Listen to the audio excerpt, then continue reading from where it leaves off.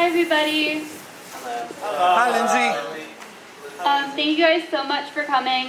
Before I do my speech, I want to sing a few songs. The first song I'm going to sing is my original song. It's called Every Day. I wrote it when I was 19, about experience from high school.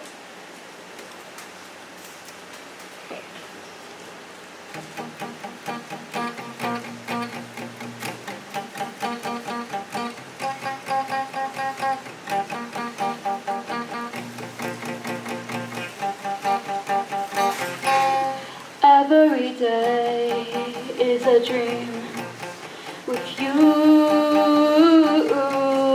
Every day is an arcade with you. Every day I held thoughts about you. My heart in my hands, I hope yours was too. Till you left me down in the shadows, that I need you. 'Cause every day brings something new. I wish you could watch this flower bloom. If you walked away, I wanted to stay right here in front of you. Every day, every day I have thoughts about you. Every day come mistakes, such staying with you till you left me down in the shadows, still not over you. 'Cause every day brings something new. I wish you could watch this flower bloom. You walked away, I wanted to stay right here in front of you. Every day is an arcade, and you're gonna catch your light someday. It could be worse, you could be cursed, but anyway, every day this fades away. I know I'll be alright someday, but every day I talk to you. 'Cause I'm the Barbie to your Ken, and every day, seconds away, miles and hours, time of day, but 2 minutes is all I need from you.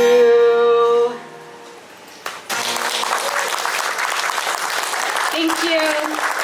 Alright, the next song that I'm going to sing is 15 by Taylor Swift, and she's my favorite artist, so I'm very excited. Okay. Don't forget to write your name. Alright.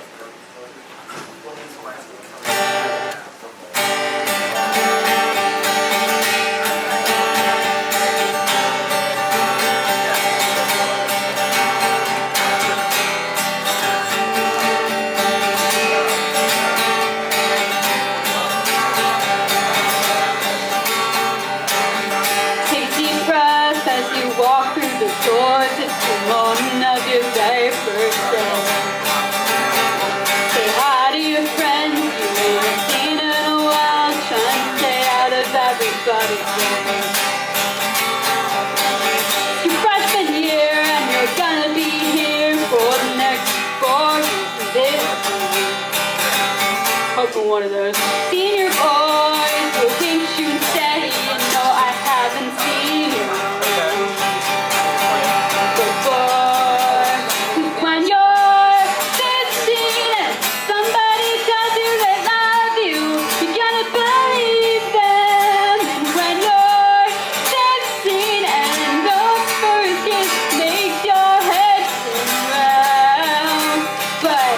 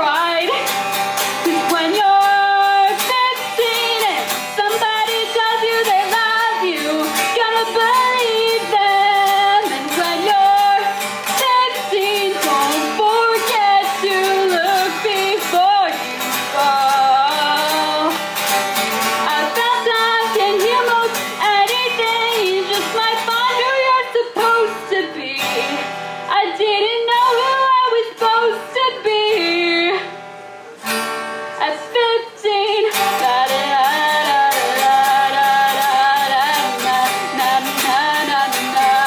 your very first day.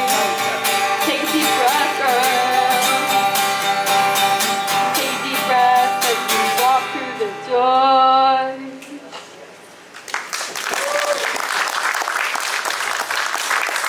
Thank you.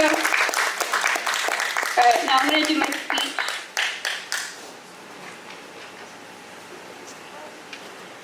It's a very expensive guitar, I don't want to hurt it. My graduation gift. Okay.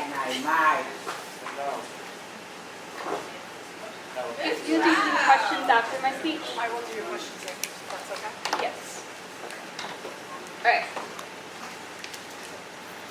Okay. Good evening, everyone. Thank you for joining us today at the DELCO CSP Mental Health Awareness Fair. My name is Lindsay Williams, and I'm honored to be here as your keynote speaker, speaking to all of you who care deeply about this important issue. As we gather today, our goal is to spread awareness, reduce stigma, and prioritize mental well-being in our community. Mental health affects every aspect of our life. It influences how we think, we feel, and we act. It's crucial that we create an environment where individuals feel comfortable discussing their mental health struggles and seeking help when needed.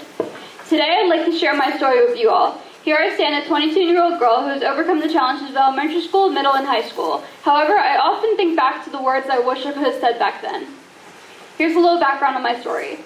My life from ages 1 to 3 caught me seeing and experiencing trauma I would never want anyone else to see. My grandparents got legal custody of me when I was 3 years old, and they have helped me so much to live with better experiences and circumstances. I'm forever grateful for them. We'll circle back to this later. When I was 6 years old, I was diagnosed with generalized anxiety disorder. I felt very isolated, especially at school. I remember my grandma's constant reminder when she says to me, "Lindsay, stop walking with your head down at the mall," or "Lindsay, stop being so anxious." At the time of my first diagnosis, I was small, young, and unaware of the abyss that was my mind. My early memories still bothered me. I had a hard time making friends at school, most likely because of my outbursts, like my teachers would call them. Whenever I was in a stressful situation, such as entering a new classroom, having an unexpected change, or some other trigger, I tended to act out. Looking back now, my experience of anxiety attacks are my main motivation to become an advocate. You see, when I would have these anxiety attacks, I didn't know how to explain what was going on in my mind. A whirlwind of thoughts, if you will. I would act out and scream because I was terrified of the pictures in my mind and the thoughts that just wouldn't stop. By the time I reached 3rd grade, I was assigned a paraprofessional for my classroom to help me soothe my anxiety. My paraprofessionals throughout the years have helped me tremendously, from being a support during scary moments to being a shoulder to cry on when I needed most. Flash forward to sophomore year at high school, a very tough year for me. I had lost my freshman year friend group. My little brother was separated from my mother. All this stress, along with the high school theater production, I was hospitalized in March of 2019. I was so terrified of someone hurting me or not understanding what I was going through, and at the time I felt like no one understood. I was brought to the crisis center straight from my high school, and I was there for almost 24 hours. No contact with family, emotional, left to watch Keeping Up with the Kardashians or Teen Titans Go, until the staff evaluated me, found an open bed at a mental hospital. I was at the mental hospital for a week, where I was closely monitored by my eating habits and my behavioral tendencies. I was diagnosed with major depressive disorder. The doctors at the hospital also found out I had with Parkinson's white, a heart condition that causes an irregular heartbeat and is closely linked to feelings and anxiety. When I was released, I went back to school exhausted, yet hopeful that things would get better. The rest of sophomore year was a blur compared to the first half. I had transferred to an alternative school for my junior and senior year of high school, which helped me out a lot. Every day at alternative school, my class and I would participate in group therapy. We learned about triggers, coping skills, and useful hotlines to use if we were ever in crisis. In February of 2021, I visited Children's Hospital of Philadelphia for more testing. My doctors there were extremely supportive and welcoming. I feel like I could tell them everything that I felt like I had to keep a secret in the past. For the first time, I felt heard. Based on my school experiences and early flight experiences, I explained to them. They diagnosed me with post-traumatic stress disorder. I'm going to circle back to the term triggers I mentioned earlier. Post-traumatic stress disorder, PTSD, is a mental health condition that can develop after experiencing a traumatic event, such as a natural disaster, a serious accident, a terrorist act, war, combat, or other personal assaults. PTSD affects people differently, but common symptoms include intrusive memories, recurrent unwanted distressing memories of the traumatic event, flashbacks and nightmares, avoidance, trying to avoid people, places, or things that trigger memories of the event. For me, this is the Amber Alert. Negative changes in thinking or mood, persistent negative thoughts about oneself, others, or the world, or an inability to recall any key features of the event, feelings of guilt or shame, and loss of interest in activities previously enjoyed. Changes in emotional and physical reactions, being easily startled or frightened, door knocks for me. Irritability, angry outbursts, self-destructive behavior, trouble concentrating, and insomnia. After putting some pieces together and working on self-discovery, self-love, and acceptance, I now realize what has been important all along. Struggling with mental illness does not make you weak. It does not make you crazy or annoying. For anyone here who has a mental health struggle, I want you to know you're not alone. Today I stand before you being able to speak my truth, what I wished I could have explained to people back then. These words resonate deeply in my heart. We as people, we all deserve love and acceptance. Everyone has a story. Despite being told when I was younger I had to hide my emotions, I will feel accepted. Now I'm describing what I felt like, what I still feel. Yes, I have struggled, but it doesn't make me any less of a human being. Here are some journal entries that help me reflect on my experience in my mental health struggles. First one is April 10th, 2023. We get over people, let's not lie. These memories never go away, and now it's tough because happiness seems miles away, and every time I get closer, I hold my own weight back, thinking I'll be hurt once again. At 16, I would look around my art classroom first period. I heard laughing and saw smiles with my own eyes.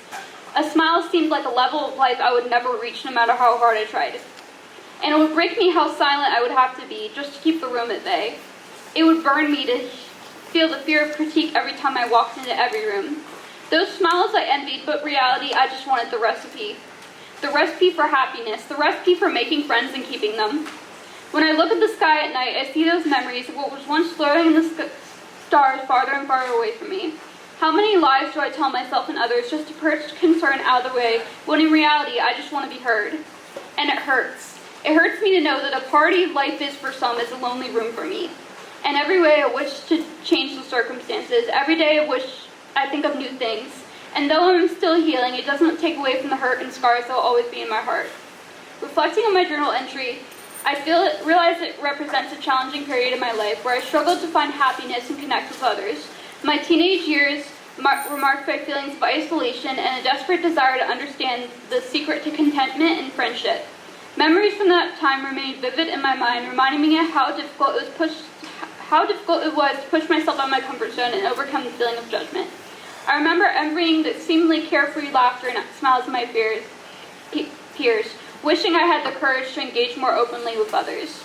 The desire to experience genuine happiness and build lasting connections consumed my thoughts, and I felt a deep, persistent yearning to unlock the key to making and maintaining friendships. Although I have made progress in my healing journey, the scars from those times are still etched in my heart.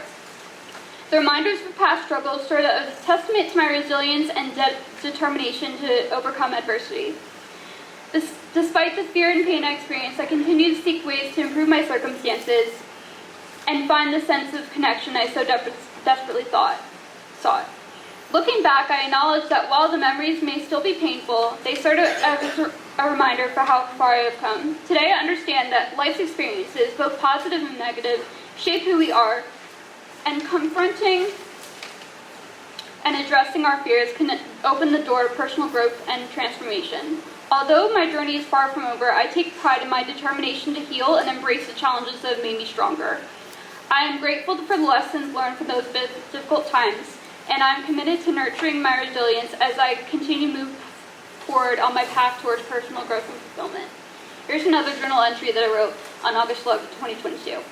Before I start this, I'd like everyone to think of their childhood self. What did you look like? What did you like to do? What didn't you like? Think about this. In life, we have to go through the educational system from a very young age to early adulthood. However, it is well known that each of us have had completely different childhood experiences. Now think about teachers. Teachers supervise children and teach them from 6 to 8 hours a day, depending on grade level. Our brains do not fully develop until age 25. Children have so much to learn and also so much to remember. Back to the childhood differences. Some of us may have had happy childhoods. However, this isn't the case for everyone. When students come into the classroom the first time, they They essentially put trust in the teacher. A child's mind is developed with the help of the teacher. So think about this. You may teach a child anything, but what about the way you treat your students? The way you treat your students can gain you or lose you your trust. One day, in my junior year of high school, I saw an image I'll never forget. A child was upset, crying on the floor, asking for some help and some space. The teachers around the student were pointing and shouting, likely only causing this child to get worse. However, could they have acted differently towards the student? Yes, they could have. And what really stood out to me in that moment was, that looks familiar. A child screaming, crying, obviously in distress, panic attacks, which is likely what one was experiencing, can cause physical pain. Coming from somebody who has anxiety, all we wish to do is get some peace within our mind. The puzzling part of this is, does society talk about this enough? Do teachers know how to help struggling students instead of making them feel alienated? We need to understand that the way we treat our children and students can roughly impact how they behave in the future. No, they're not seeking attention. I was told that many times when I was younger. No, they're not acting out. They need help. No amount of distraction or go-to guidance can help these children. My trauma has been in my mind for more than 14 years. The anger, sadness, thought of feeling worthless does not fade away so easily. I even came to a point, even through college, of being scared to walk in a classroom. Teachers, school should be a place to learn and grow within a healthy environment, an environment which everyone is treated with respect and kindness. We are all students no matter what problems may occur. So I simply ask, do not yell, do not point fingers, and most importantly, do not disregard a single child in your classroom. Thank you.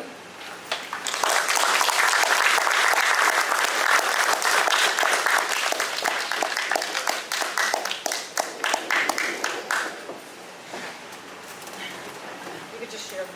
I'll just come sit a little bit closer to you. Well, I'll just do this, so it's easier. Make sure you can hear. Well, that was fabulous. And thank you for sharing your journal entries with us. And that took a lot of courage. But I was watching everyone's face as you were singing and talking, and they were all paying attention to what you were singing and talking. So can we have one more round of applause?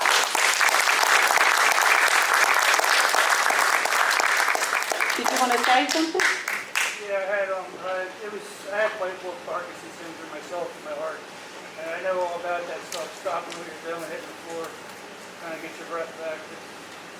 It's a lot. Thank you. Yes. So we have a couple questions for you.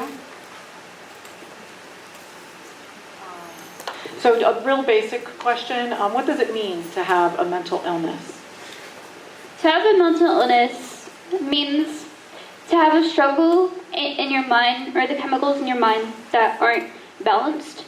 And also, I feel like a lot of it is just trying to battle your mind, trying to battle those thoughts that won't stop occurring. Like for me, anxiety. I can remember being in a classroom in college and having a flashback, and my teacher reported me for it, and I ended up going to student conduct, and I tried to explain to them, hey, like, I have PTSD. It's really hard for me to, like, not have these memories, like, at random times of the day.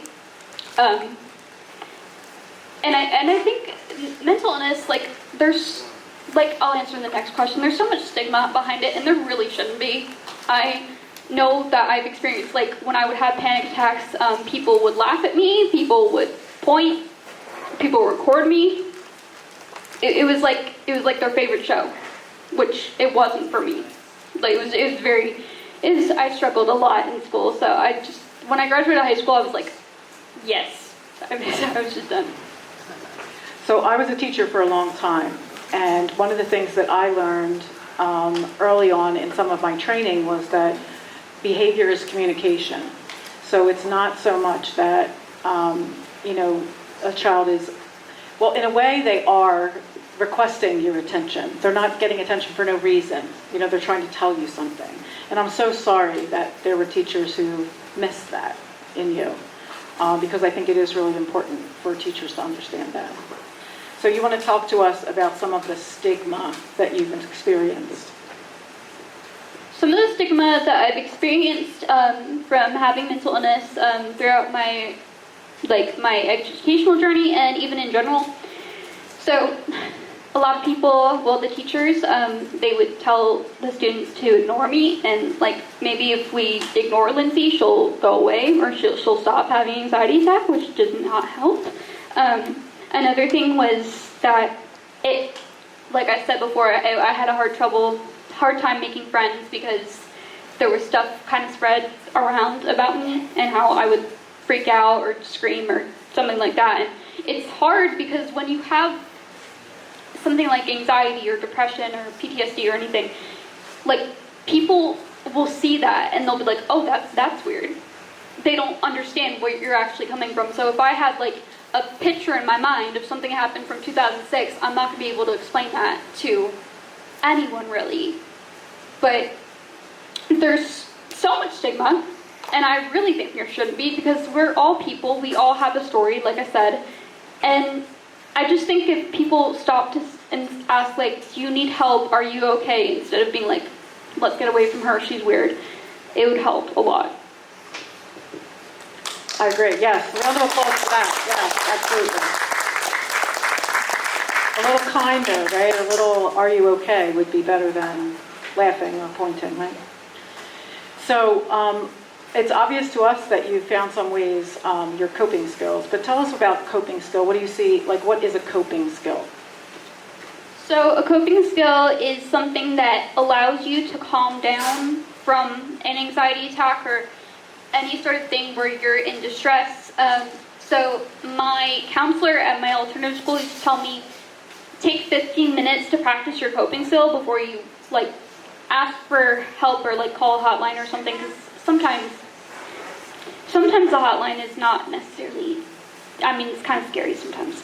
But like I use coping skills in many instances. So for example, like counting to 10, even if it's like the most simple one. Music is a big coping skill for me, so I would like, if I was crying, I'd put in my headphones, I'd listen to One Direction or something, because I used to love them. And I've written songs about my anxiety and like my experiences. That's definitely helped me too. And so you're telling us that these are like healthy coping skills, and just tell us a little bit more about how your hobbies and passions tie into your creation of your coping skills for you. So my hobbies are definitely music and writing. I feel like writing music is definitely a huge coping skill for me, and also like even just playing around on my guitar or my ukulele or bass or something and just playing some chords and be like, okay, how do I feel right now? In my old band with my friend Eva, we used to do this thing where she would play some guitar chords and I would just sing whatever came to my mind. And I have some voice memos of that actually. It's actually pretty interesting because you get creative with it, and it's like a therapy session, but with music. So another thing, for example, if somebody had a hobby like soccer or a sport, you could obviously do a sport like to calm down. Like for me, when I was in school and I had an IEP, I would have breaks when I needed to, except when they told me I couldn't have them. But so during the breaks, I would take a walk, or I'd like listen to music, or you can even like go outside, play a sport, something. It really depends on like what you are passionate about. Find what you're passionate about, use that to make you stronger. Like in my speech, I used all my experiences that would normally make me cry to make me stronger by talking about them, and having this great opportunity to do that. So yeah. So right, so doing this today is another big step for you, would you say? Yes. Go ahead. It's a huge step for me. So thank you guys so much, because for years during school, like when I would be told to be quiet and just told like, okay, have anxiety, like if you have anxiety, or if you don't have anxiety today, you can get your nails painted. Like that was literally something they told me. Like I would get rewards if I didn't have an anxiety attack. So being able to speak my truth and understand like this is a part of me, but it does not define me, and it does make me stronger based on the experiences I've been through. I can be stronger from it. And I encourage all of you, if anyone out there is struggling, you are not alone, like I said, and you have the power to speak your voice. Use your voice, because a lot of people will want to hear it, And advocacy is such a good career and such a good hobby to take a part in. And I'm just so glad to do this. Great. Thank you. So again, we are really, really glad for you to be here, and you gave us a lot of inspiration and encouragement to find things that help us be calm, help us grow. And you just said a couple of things that you continue to improve. And that sounds like it's really important to you to continue to improve. Did you want to say anything more about that? So continuing to improve is very important, because even the smallest things for me, like my, what do I call you, CSP? CPS. CPS. My CPS, Melina, and I, we've gotten through a lot of challenges together. So, for example, I used to be like really nervous going into stores. So she taught me, we worked on like going into stores and being able to talk to the cashier, use self-checkout, and getting rid of the anxiety that comes with that. So that's a great improvement. I used to be like, I'm not going into that Wawa because I'm too scared. Now I can like go into Wawa and buy like pinwheels stuff. So yeah, I love the pinwheels. So I think improvement, even at like year by year, month by month, just being able to see that even like as a sophomore, almost junior in college at Grand Canyon, like it's so amazing to see that even from high school to now, like I've been able to do so much, and I wouldn't have been able to do that without CPS, and also family support, and just believing in myself. I think believing in yourself is a very important part of it too, because if you have, like I start with low self-esteem, I still have low self-esteem, I'm nervous like even talking up here, but like being able to talk and like get those skills back, or get some skills that you might have missed out on, is great. So one last thing. How important do you think it is that you realize that you need help and then ask for help? I think it's very important, because if you need help, I feel like you shouldn't have to hide that fact. So, for example, when I was having huge symptoms before my hospitalization in 2019, and when I actually realized that, okay, like I don't like crisis, but I'm going to go because I need help, and then actually getting that help and being like, okay, like I'm here for a week, I'm depressed, like it's a relief, because then you're not hiding it anymore. You're not saying, oh, I'm fine, just to like not get the stigma around it. So I think asking for help is very important. Excellent. Can we have one more big round of applause for Lindsay?